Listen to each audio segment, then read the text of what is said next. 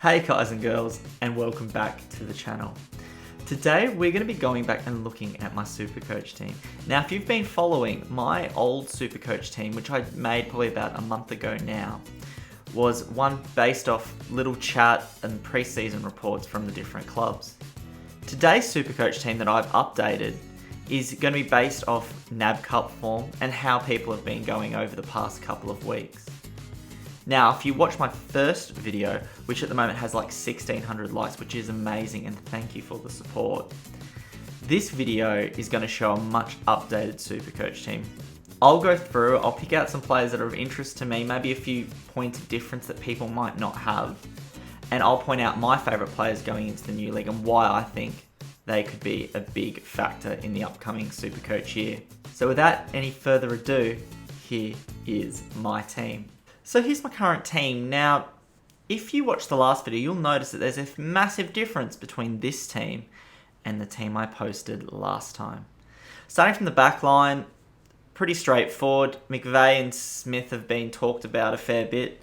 Rance hopefully continues his form from last year. The one I want to speak about, though, is Lonergan. Now, he's only 345,000, but being a Gold Coast supporter myself, I sort of know how the Suns are going at the moment.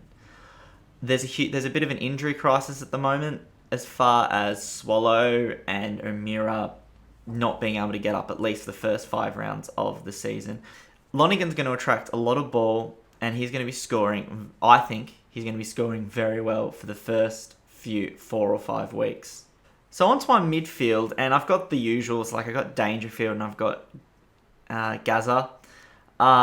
The one person that, from my last video, from the lot of feedback I got, was Tom Rockcliffe. Now, Tom Rockcliffe is a person I must get in, so I've actually squeezed him in. Now, I think Tom Rockcliffe's a great player. Hopefully, he decides to translate that over into Supercoach. So thank you to everyone that gave me feedback. I've stuck with him. I've put him in. I'm hoping he can score well for me. As far as the rookies go, I'm going to wait and see until the season kicks off. I know Petraka's probably not going to be playing round 1, so I've got him there as a option that I can put him in the forward or the midfield and see when he starts scoring. He should be playing the first few rounds, fingers crossed. Now, some other feedback I got was I should not even bother getting any other ruckman other than Todd Goldstein. That he should just put him in and he'll score tons. So that's what I've done. I've invested in Todd Goldstein and Stefan Martin, who are the 2 most expensive rucks there are, but they'll probably be 2 of the higher scoring ruckmen that should be playing. I've also got Mason Cox on the bench. I've seen a couple of Collingwood's games for this preseason. He looks like a really, really solid player. He looks like he's a good chance of getting called into the team. And if he's not, I'll have a look around. I'm sure there's another rookie ruckman that's probably playing round number 1, and I might look to get them in instead. But at the moment, Cox looks like he could be a good pickup. Historically, with my Supercoach, I always struggle to get my forward line mix right. Now, this is probably not going to be my final forward line, but at the moment, this is what it's looking like.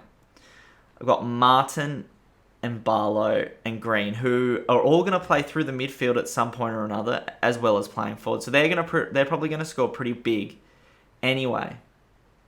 So that's why I've decided to sort of go with the midfield forward as opposed to your Franklins or your Taylor Walkers, because I think the midfield players will score better. Then you've got Wells, who played in the round 2 of the NAB Cup for North Melbourne, and he looked like he was really switched on, was hitting nice kicks, and Supercoach is all about effective disposal. It's not about how many touches you get, it's about how effective they are. So I think he'll be very important. As well as Kerridge, who has been an absolute beast for Carlton in the first couple of weeks of NAB Cup. So he's going in because of his relatively cheap price, and he will score and he will rise in price very quickly. Before I finish up, there's just something I want to discuss to do with Supercoach this year, which is I'm finding, and I wonder if everyone out there is finding, I'm not finding a lot of good value as far as rookies go this year. Now, you've got your top line rookies that I've got, like Callum Mills, as an example, who's going in at 211,000. He's a rookie, but he's more of an expensive rookie. I'm struggling to find rookies that are of about 100 to 140,000 that could slot in to those rookie spots. The ones I've picked now, they're probably fine and they'll be okay, but I can't actually find any going through that are going to be standouts that I know are going to score me good points that are going to put their prices up pretty quickly. So I don't know if I've just had that problem. I don't know if everyone else has had that problem, but that's just what I'm finding at the moment. Thank you for watching, guys. Please like and subscribe. Now the season's a bit closer, I'm going to be putting up a Supercoach video every single week, tailoring how my team's going, changes I'm making, and what I'm finding interesting about players going into the new season. Leave a comment down below if there are any rookies that you think I should be looking at, as well as if you think you've got any more changes I could possibly make before the start of the season. As I said, I think this team's pretty good, and it's probably gonna change a bit, but it's not gonna be a massive change. So if you've got any suggestions, please leave them in the comments below. Thank you for watching, and I'll see you guys later.